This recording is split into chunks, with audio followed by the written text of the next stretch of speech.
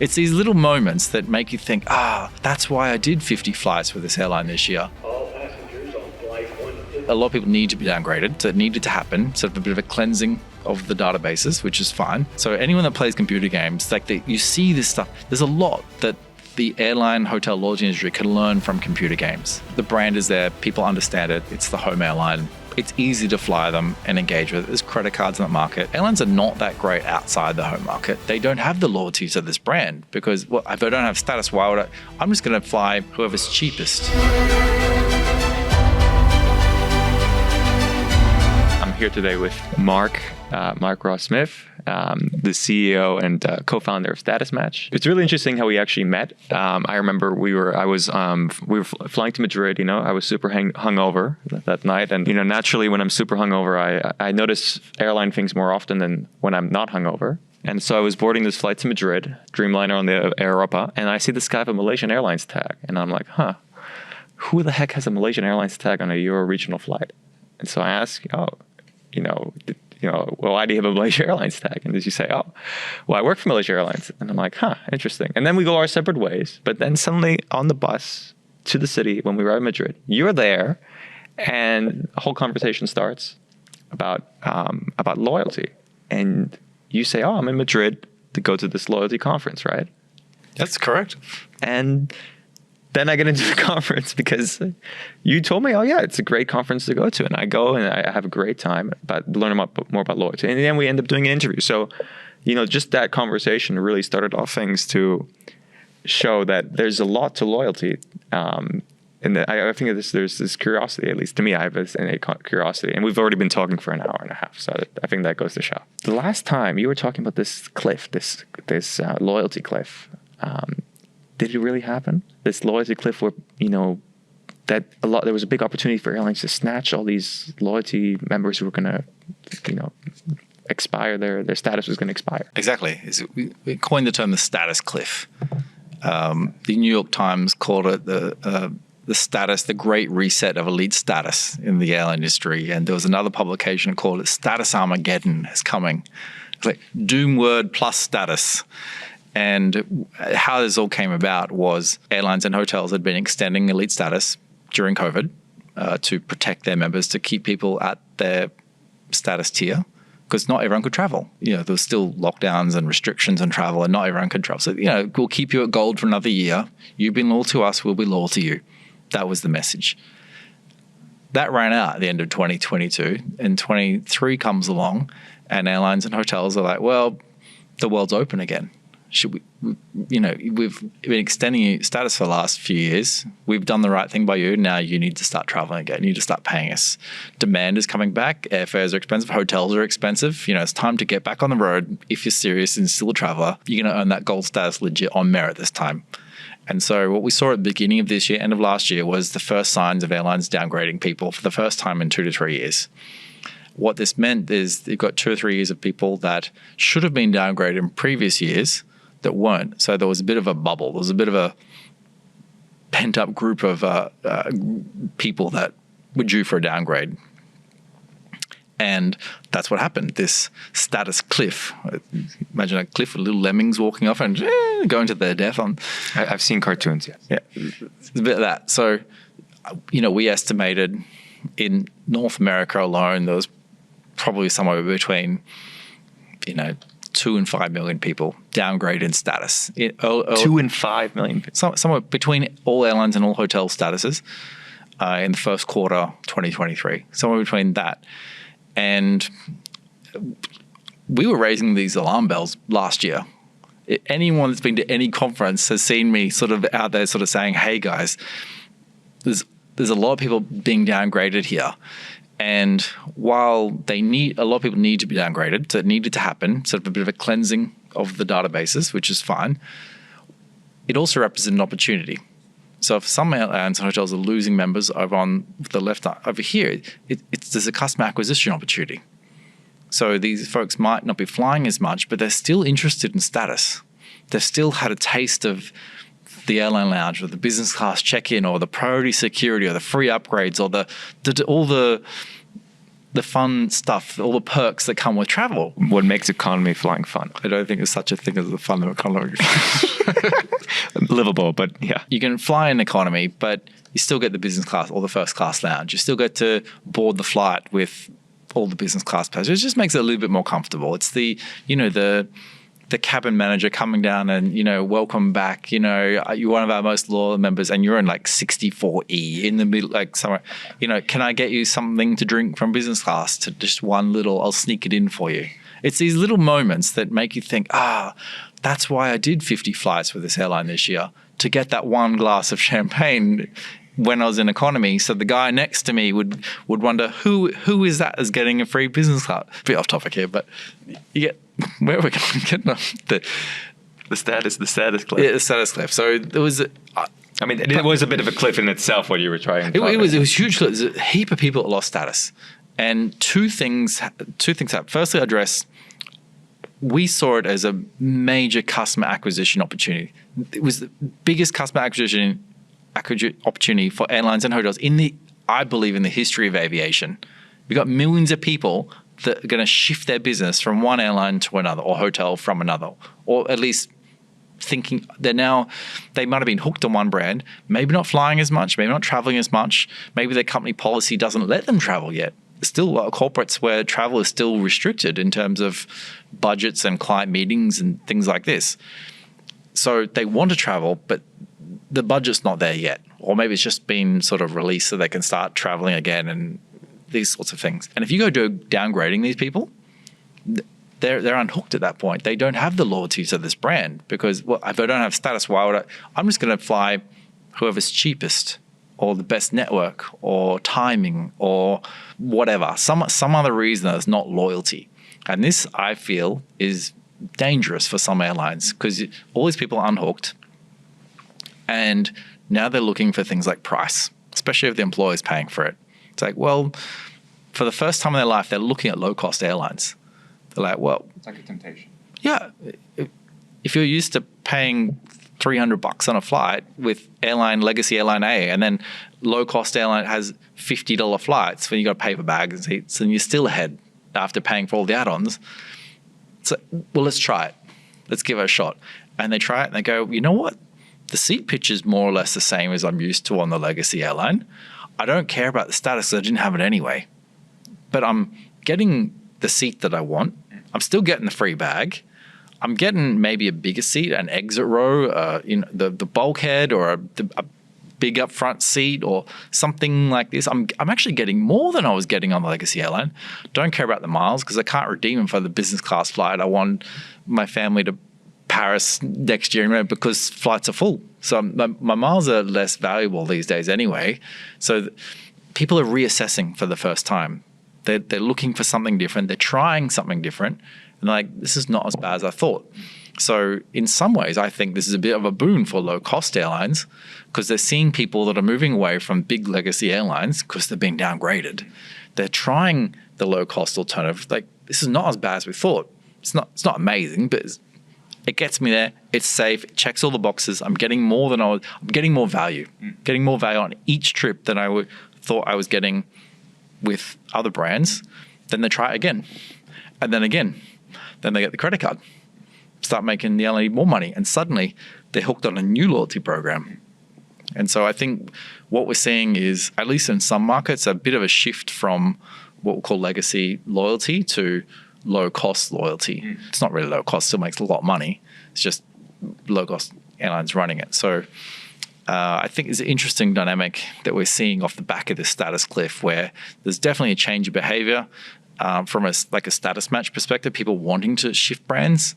We're seeing incredible demand. People want to try something new. If we're looking from a pool of people who were originally status members on legacy carriers, splitting either to sticking with their previous airline or going to another airline or going to another low-cost airline and forgetting about that whole, I guess, that legacy type of status? Or are you just saying, in general, people who are not even in a pool of frequent flyer programs are now getting pulled into that whole low-cost side? I think there's a few dynamics. So there's folks that have status with an airline. So if they're doing a status match, which is what we say, which is really brand introduction. So you're hooked on brand A over here, and you've got status, you're very happy, but you're offered a status match over here. Is the grass really green on the other side? Well, it's gold on the other side if you got gold, if there's a match, or platinum. And for the first time, people are trying this new brand. They're giving it a shot. They may not retain status with a second L. They may not be able to have the ability to keep two statuses at the same time, which can require a lot of work, a lot of flying, a lot of spending. But they try it. And so it's the backup. If my main airline is $1,000 to fly a route that I'm otherwise happy to spend $500-600 on, then I look at alternatives. And who's my first alternative? It's kind of like pilots, they're flying. Where's the first airport we'll divert to in the case of something happened, right? A lot of cases, there's a low-cost airline. Where is the first diversion point? Where's the first thing I'm going to go to if I can't get my preferred airline sort of seat?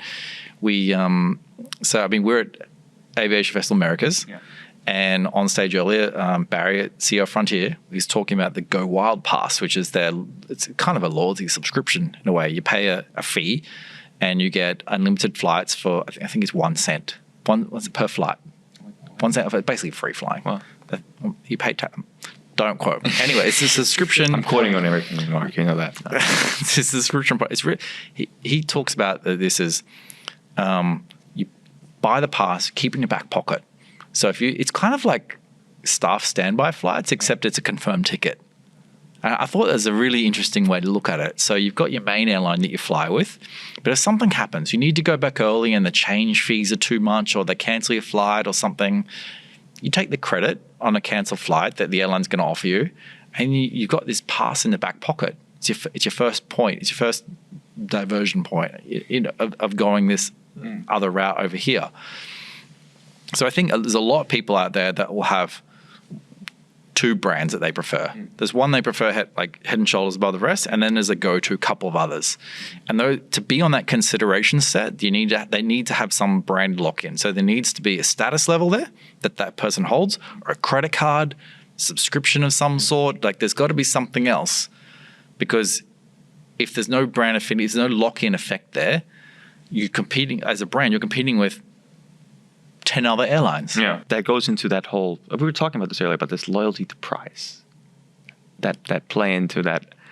Where is that divide? I just don't see where that divide is. I don't want to say it's a problem affecting society. No, by no means. At least in the industry, where the traveler, where is that divide going towards? Is it going really towards more the legacy, where they're taking in people who would otherwise fly with legacy low cost, getting legacy carriers, or is it just something that's beginning? Typically, low cost carriers are newer. They're newer brand. I mean, they might have been around for 20 years already, but it's still newer than the legacy that have been here for half a century or more. And low cost airlines their model is to be aggressive, it's to be different. So they try new things. They try newer things. They're more bolder on their just marketing things, right? So typically in an airline, the culture is safety first, risk aversion, which is good. You want this in an airline. I want someone way over the top, making sure the engines are good and safety and all this kind of stuff. This is a good thing. Thank you for reminding me. I forgot about that. The issue is when that culture moves into the marketing side and into loyalty. In a loyalty business, marketing business, you don't want risk aversion. I mean, you do. You want common sense. Yeah. You want to understand that your customers, which is you and me and billions of other people around the world, we are looking for new things. We're looking for something different. We like engaging with these marketing programs. Gamification. People love games. We love buying into these things. We love the little red dot that appears and you haven't completed your profile. Click it. We all click the thing to get to 100% because it's a game. It's a giant game. And just like in gaming, think PlayStation, PC games, they've worked out gaming mechanics. That's where it comes from, yeah. They've worked this out. So anyone that plays computer games, you see this stuff. There's a lot that the airline, hotel, loyalty industry can learn from computer games. And I talk about this a lot we won't get into that, but talk about this quite a lot, how there's things they can learn they could put it into travel loyalty programs. But people, and also especially with the younger generation coming into travel now, as they sort of enter their 20s, 30s, they get more into travel, they get a job, they're flying for work. They've grown up with computer game stuff. And they're looking for that. They understand that you can have 2 or 3 or more kind of currencies in a game, and you earn this one to unlock this, but you earn this other one to get this thing. And this is and they understand badges and status and profiles and little icons and all this little stuff that the older generation thinks are big deal. But I say younger, but really I'm talking about under 40s at this point, because if you're 40 years old today, you're born in the early 80s, right? That's the millennials. So what we thought is millennials is people with living off their parents. 40-year-olds hopefully ain't living off their parents anymore. They're building their own wealth. They're in good careers now, and they're doing their own thing. My point is they're looking for new things, and we've seen a bit of a stagnation in airline loyalty the last decade, where just say it. Not that much has really happened. I mean, things have happened. There's been some pretty cool steps, but most loyalty programs that were designed when the program started, and they haven't changed that much. They've bought new credit cards, new partners, new offers they've run, but they're more or less the same. You've got your status program, your points and miles, maybe there's an alliance layer on top of that where you've got your partners and redemptions and this kind of stuff. And this is why Air Canada, great Aeroplan, is a really fantastic example. It's purely because they really sold it that made that a strong, they had to operate as his own business, separate of an airline. That was one of the main points of Aeroplan, that they could work with any airline they wanted without having to be controlled by upper management of Air Canada. I know you're not trying to create your own loyalty program now, but what do you think made it so great? I mean, what's the beautiful part about it? Mark Nassau was talking recently about how, I think it was I think it was a Brian Summers article, actually. Yeah. In Airline Observer. Shout out to Brian Summers. Great guy. And he's talking about how they went back to basics on it, and they just tried to get the really boring stuff on the program right, like new redemption airline partners, and they brought in a bunch of really interesting partners. They got these earn and burn relationships with like Starbucks and some liquor stores and stuff like that. And like they really know where it's at. It seems really basic, right? But other airlines ain't doing it. Yeah. People just want deeper relationships, deeper partnerships. It's kind of cool to walk into a store and go, I know I can earn airline miles here on top of the credit card stuff. I'll come here next time. And after a while, you do it 2, 3, 4 times. You don't even think about it.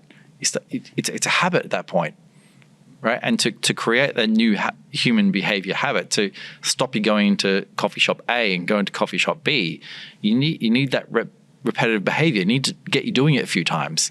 And then you go in, you feel good. Oh, gee, I earned X miles from doing this, right? Free miles from buying a $3 coffee.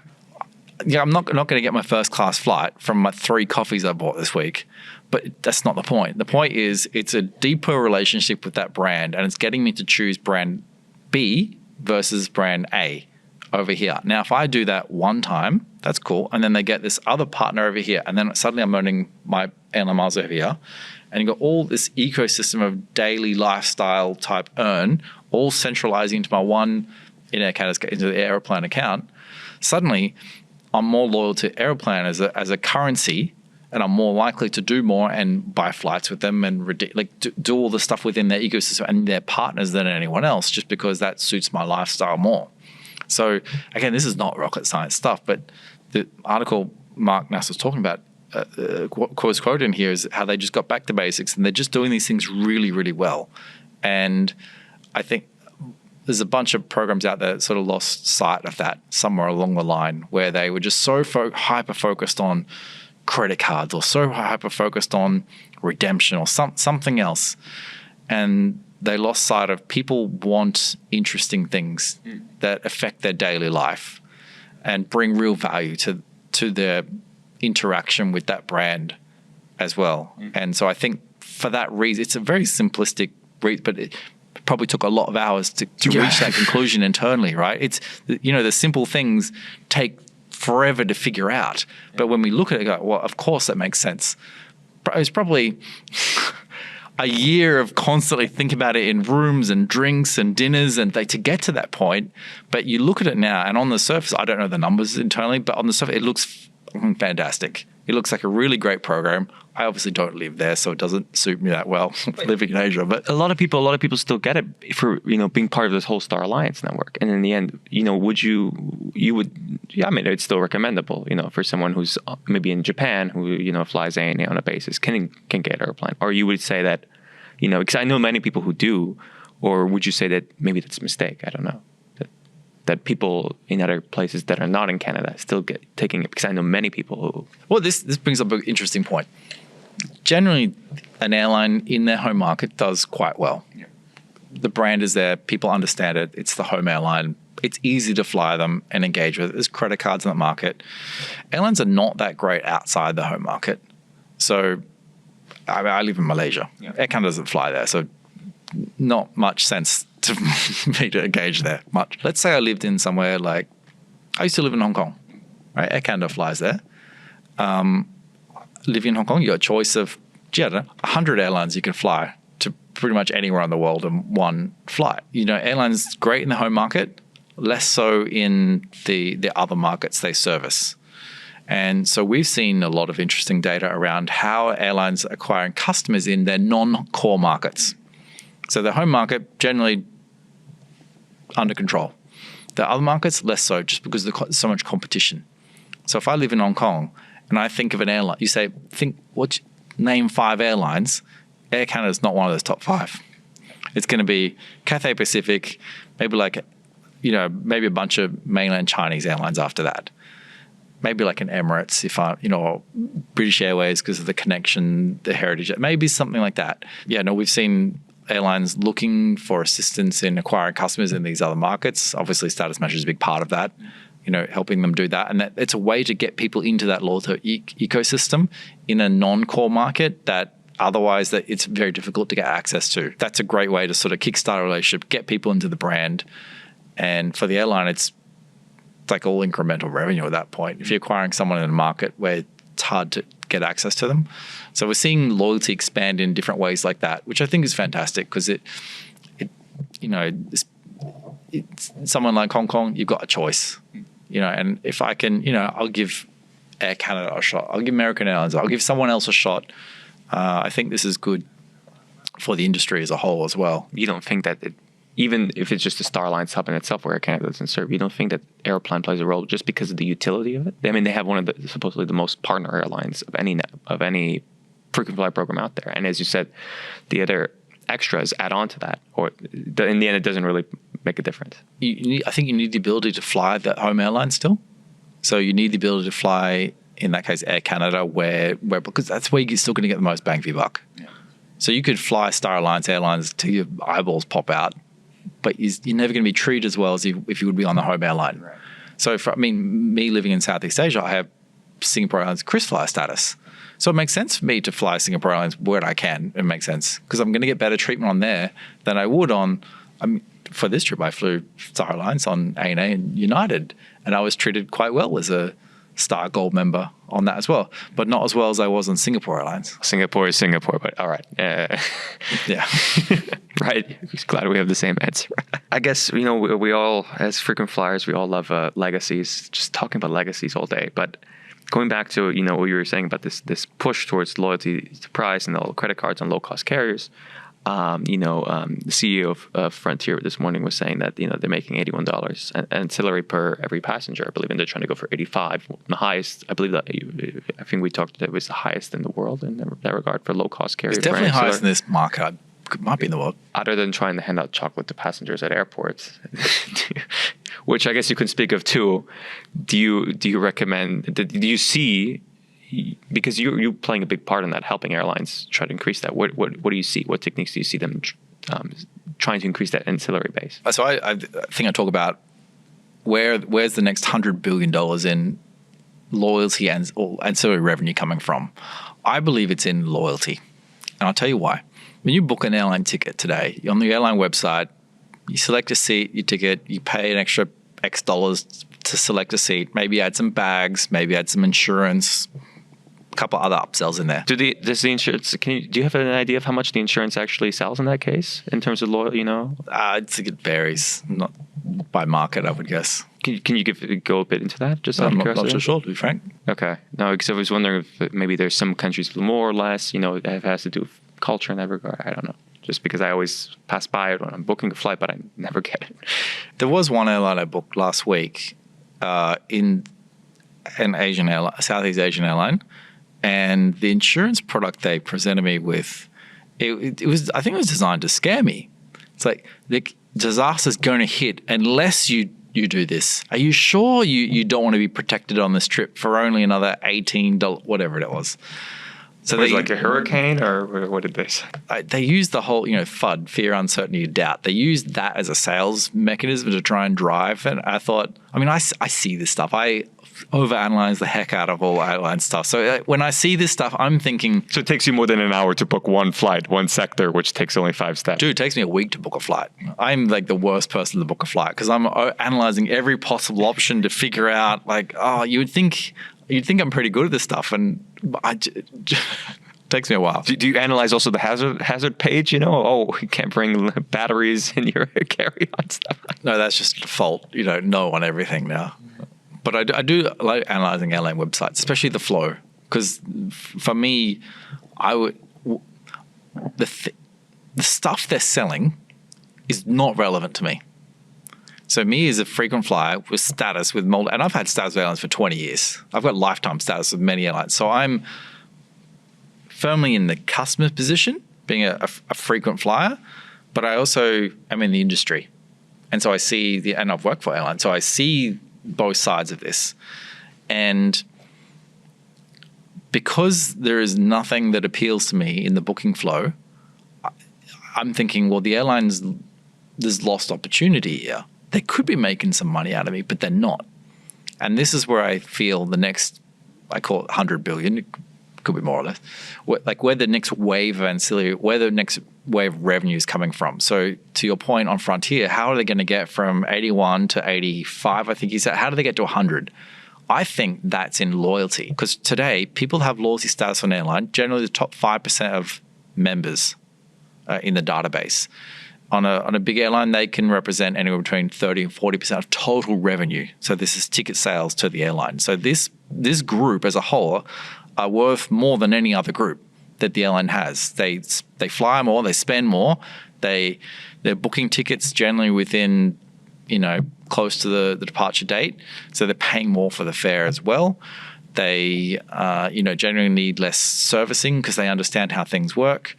They're great customers. The thing is, these people also have more disposable income, or their company does, depending who's paying for the ticket. There's just more money floating around, which means there's more money floating around to buy stuff.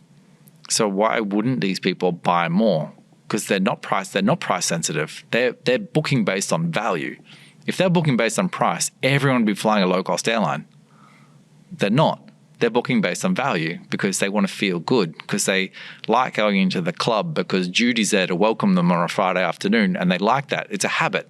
They're used to it. That's their life. That's how their driver, their Uber drops them off at, door 4 that they enter, and then they go to the check-in, and they know that this line in TSA has got, less people. They know they need clear, not this other one for this line, because it's going to get them through faster.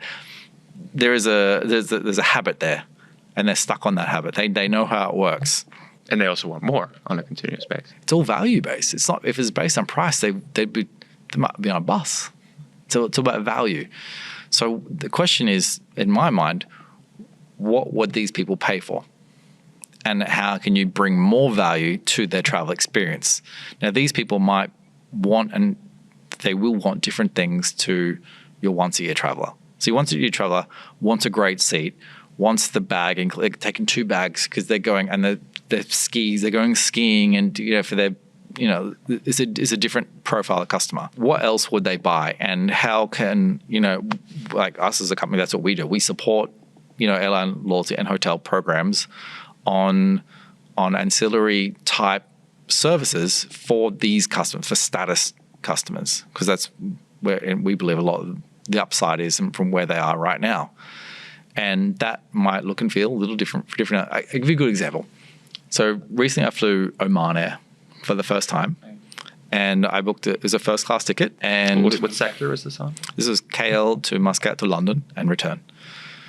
And I was very excited to fly. I booked it on through the airline website. Was this this was an airfare or? It was an effort, yeah. It was a few weeks ago I flew this. Did you get this on Secret Flying or where did you find No, it? this is just on the airline website. You just found it like that? Just Google flights and then, it's not a bad fare. I mean, it wasn't ultra cheap. It was still a premium fare, but my first class was cheaper than business class. So I'm not selling it. Mark, you have to call us up. Why don't you just create a newsletter? You can just send this all out to us. I'll be keeping my eye constantly in my email because right now I don't want to be looking at my email all the time. That would give me a good reason to. So I'll alert you when something good comes up, and I'll charge you $200 an email that I send to you with alerts, things like that. Exactly. Send me all the alerts. You'll take priority. I won't be calling anyone out. So in this booking flow, I'm booking a ticket. It says, would you like a meet and greet service? So would you like someone to meet you at the door of the aircraft and escort you through the airport to the arrivals? And I thought, that's nice. I mean, first I was thinking you should do it for free because I'm in first class. The next thing I thought was, this is a smart add-on. What about someone in economy class or business class that might that would pay for this? I've got young children. If I'm going to an airport, a destination I haven't been before, this could be really useful, especially with children. You kind of want to get through these formality processes in airports as fast as you can, just to get to the hotel as fast as you get. And so there's a bunch of things that I would pay more for as a frequent flyer that someone that's not a frequent flyer may not pay for. I might pay to get a bonus miles and things like this on my trip because I value the loyalty program currency, whereas someone that is an infrequent flyer maybe wouldn't pay for it. And there's probably 5 or 6 other things that I think people will pay for. And this is a bit of an untapped market right now. Airlines are they've been so focused on bags and seats and monetizing that for so long that it's like, where's the innovation? Where's the new ideas, guys? We see all these airline CEOs talk about ancillary revenue is like the driver of all their business now because it's high margin. They don't have to pay commissions on all. Like, why not create more of that? Why not create more ancillary revenue streams? Why not? We see airlines selling points and miles directly to consumers. It's high margin revenue for loyalty. It's a very small group of people that buy it, but there's a lot of them. And they will just buy it opportunistically because they think they can use the miles for a trip to wherever in business class in 6 months, right? So I feel the opportunity for airlines on specific loyalty ancillary opportunity is quite lucrative, I believe, over the coming years. What role do you think hotels play in that? Because, for example, I came to Miami. I bought my hotel through American Airlines because I get points for when I stay here, and I guess I feel really incentivized because if I look at the other United and Delta, their system is really old and decadent for at least hotel booking compared to American. And I really have been using it for a while. And that's the only reason I've been able to reach a status for hotel bookings, where you see a lot of travelers now just booking hotels, barely fly American, but then they'll have a status from just hotel bookings. So what's your thought? So you're doing it just for the status? Yes. That's smart. So American rejigged their whole loyalty points, it was about a year ago or so. Yeah. Just pretty smart, actually. I think it's pretty smart because it's getting people like you, and there's another million people just like you out there doing exactly the same thing. Well, this is great for the airline. It's actually good for the hotel, and because they could be driving demand to specific hotels based on who their preferred. I'm assuming here. So there's a channel to drive traffic in that sense. Great for you. It's great for maybe there's a lower commission on booking flows through the airline versus an OTA. I don't know, perhaps. So you think that actually that's a great point you're touching. So you think that if they were to push it on one hotel, let's just say 1 or 2 hotels in a certain city, and you have all these frequent flyers flying, that there's then this club effect also in the city, where it goes back to what airlines did in the 60s, where they opened up their own hotels, like Intercontinental, Hilton, TWA, Pan Am. That's actually great. That's a fantastic point. So that's the fuel. We already have the. Maybe that. I don't know, but They could be doing that. But from a loyalty perspective, the more hotel loyalty programs, the more value they strip out for elites, the more likely people are to move over to alternatives. So if I can earn more bang for my buck and status miles benefit from booking through American versus if I'm a gold member at Hilton and booking direct, if I'm getting more value over here, like I'm going to disengage with the hotel's own program. So I think there needs to be not a balance. I think hotels need to recalibrate some of their earn and benefit structure and also make it more consistent across all their brands. Because some of these, like Marriott's got how many brands they got? Like 30? I don't know. Like there's a lot. 20, I think, 18 or something. Like the more value they take away, the more power they're giving to OTAs, to like the kayaks and booking.com of the world and Expedia. They got their new loyalty thing happening. So can you explain what's the case of Expedia in that case of loyalty? I think they've just condensed it all into the main Expedia program, which effectively is a cashback type. That's my understanding. That was all to do with I think hotels.com was the latest one that brought into that, because it was a kind of like a buy 10th night free kind of thing. So I use that quite a lot. I thought it was great. You book 9 nights anywhere you want, you get one free, and that's awesome.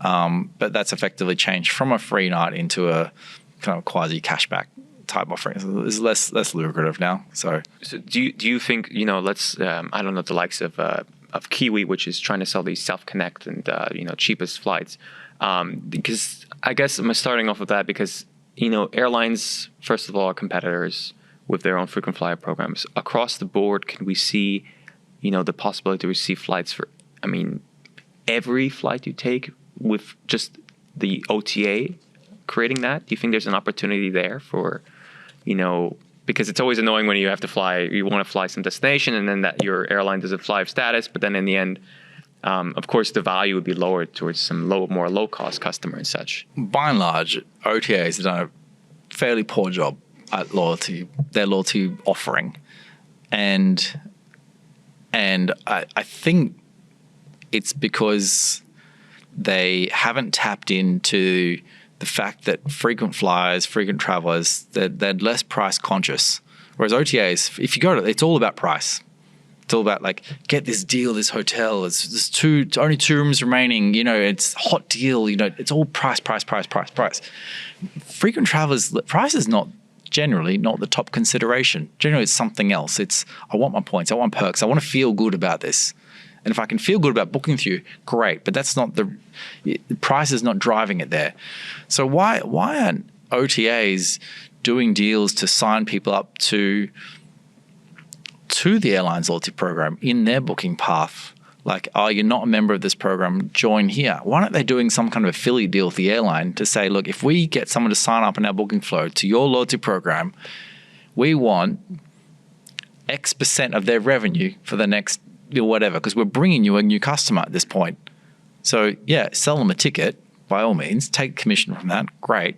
But get them into the loyalty ecosystem, because for an airline, especially a legacy airline in some parts of the world, a loyalty member is worth a lot more than a non-loyalty member. And if that person goes on to fly more, even book direct, they get the credit card, they're starting miles for hotels, and like this can get pretty lucrative to the point, we've seen obviously in the last few years, the follow financials have come out where the loyalty programs can be worth more than the whole airline itself. So why not OTAs trying to tap into that? Why aren't they trying to take a clip of where the real value in an airline is? The value is, yes, in seat sales, but the intrinsic value of the enterprise value is actually coming from loyalty. Why not try and take a clip of that? So any OTA executives out there thinking about doing this, I will take my commission if you're implementing that. I would think if I had to think of one, the one that comes to mind probably be, I don't know why Hopper has been making a lot of moves, but I'm not sure. Of course, it depends on the group of people they're going after, but yeah, that's one of them that I think comes to mind. I would think from what the moves they've been making. I think with Uber, they did something with Uber recently where Uber, you can buy flights in the Uber app and such. And how much of an effect does this all have on is this it has a serious? We've talked about it, but is it really serious, the effect this has on loyalty, or doesn't, Specifically with Hopper and Uber, let's look at other parts of the world. Let's look at China. Let's look at Southeast Asia. I live in Southeast Asia. We don't have Uber. We have Grab. Yeah. It's the equivalent. It's a super app. You can book flights in there. You can book, your car, your food, your insurance, your deliveries, your whole life. You can pay utilities bill. You can do it. You can live in this app. I live in this app. How effective are they at selling flights? I'm not sure. I would not guess it's that big of a thing versus the other products they sell in there. Does it keep people more sticky in there? Not sure. Do people consider booking through there versus other channels? I think so. But that's purely because the rewards they can get from doing those activities are centralized in an app with other stuff they're doing anyway. So if I'm doing my ride sharing and getting a car and then ordering food deliveries and stuff, I'm earning points in this app. But if I can also earn some in-app points from booking a flight, then that makes sense. Because if I go to the airline website or if I go to the hotel website, what am I really getting from there? So especially if you're not an elite status member. So it makes sense to centralize your rewards into one area. And if I can redeem that for free food, then, for the mass market, I think it makes a lot of sense. So will people embrace it? I think if we take some ideas on what we've seen in, say, Southeast Asia, I think there'll be some uptake. It's not going to make $1 billion, but I think it'll drive loyalty in a certain segment. And now that you bring this whole centralization, a lot of people that have multiple airline frequent flyer and status with multiple airline programs, is there a way to centralize all these programs into one? Because it means that there's how would you say it? There's a release that shows that people are not just focusing on one, that they're able to use multiple. Do you think that there'll be some centralization? Airlines specifically, I think they could do more together. I think they could partner more together, make it more interesting to move between one program and another. People all around the world, they change jobs, they move cities every day. So if I could move not just a status match is like the easy step. If I could move some currency, if I could move some sort of lifetime value from one brand to another to keep me in that ecosystem or that alliance, that makes a lot of sense. Like even from a status match level, we see incredible demand from people wanting to try new brands. A lot of it's people moving to a new country where they just no longer can fly with the airline they used to fly with, because they're now, I'm making an example, they're moving from, say, New York, and they were flying JetBlue a lot, and now they're moved to Dubai. JetBlue makes no sense based in Dubai. They want something there, but they're already loyal to travel as a concept. Like they're in the status, they want to keep that. They don't want to start from the bottom, and why should they? Because they're going to prove themselves to the industry. So start them off at that level that they should be at. So I think step one is making it easy for people to not just status match, but maybe there's a new layer to that where they can bring more than just the status along for the ride. And then, consolidation in terms of loyalty, I think we're starting to see signs of that. The good one is, big example would be Qatar Airways and moving to Avios as a redeemable points currency. So sort of letting go of their own currency and then riding on the back of Avios. I think I would like to see Avios sort of penetrate more markets as well, because in some ways, the more brands they have on board, airlines especially, outside of Europe, the more powerful it gets for everyone in the ecosystem. So let's, for argument's sake, there was an airline in Asia that sort of came into the Avios currency, like really embraced it. What it would do is actually unlock opportunities for people in the United Kingdom. Suddenly it's like, well, now this whole Asian thing has opened up now. And for people in Asia, it would open up, Europe and, other markets in terms of being able to do more partners earn and burn. It would probably help credit card relationships as well, So I would personally, I like to see more of that happen because it becomes more interesting as a consumer. And ultimately, that's all we want. these loyalty programs and airlines should be really about trying to bring more happiness, more joy, more customer experience, more good feelings to engaging with their brand and their program. These types of deals would achieve that. So why wouldn't they be they're going to do it as long as it makes commercial sense? Bring more value to the customer. Why not? If you embrace the customer, if you bring new things to them that they can buy and pay for and engage with, they're gonna embrace that.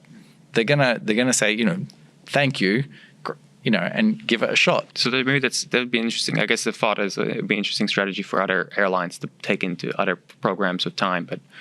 But yeah, what do you think are other challenges, or what's the future going to bring? What's the next step on the whole loyalty side? Think more like customers, their own customers do.